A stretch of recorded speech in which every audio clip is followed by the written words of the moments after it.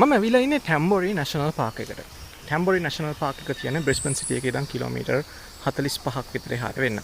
ඉතින් මේ ටැම්බොරි national Park එකේ ජෝලා සෙක්ෂන් එකේ තමයි මම දැන් ඉන්නේ. ඉතින් මගේ ට්‍රෙක් එක පටන් ගන්න මෙතනින්.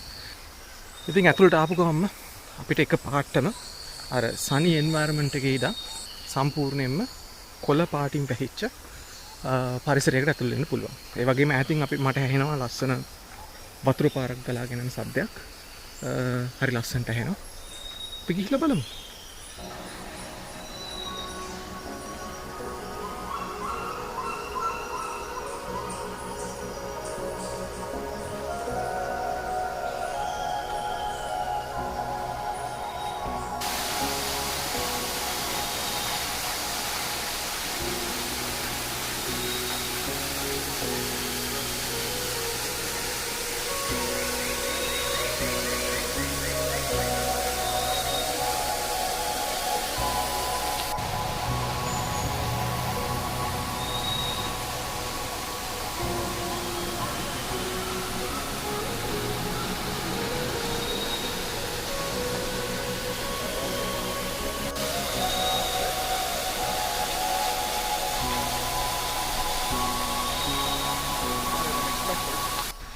මම ගිය දියැල්ලේ නම තමයි ක්‍රීක් වෝටර්ෆෝල්.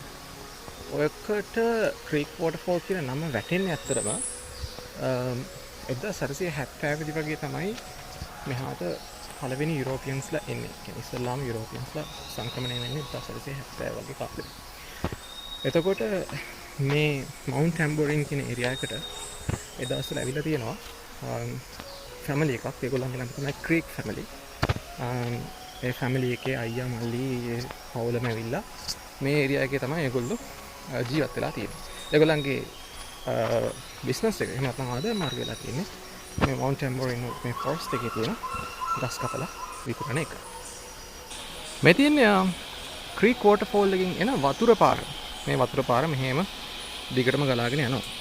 ඉතින් ඕගොල්ලන්ට පේනවනේ මේක කොච්චරනම් ක්ලීන්ද. කුණු පොඩ්ඩක්වත් නැහැ. මේක හරිම ක්ලීන්. ඊට අමතරව මේ වතුර වල නාන්න දෙන්නේ නැහැ. ඒක තහනම්. මොකද මේක මං හිතන්නේ රක්ෂිතයක් නිසා මේගොල්ලෝ මේවා නාන්න හැම දෙන්නේ නැහැ.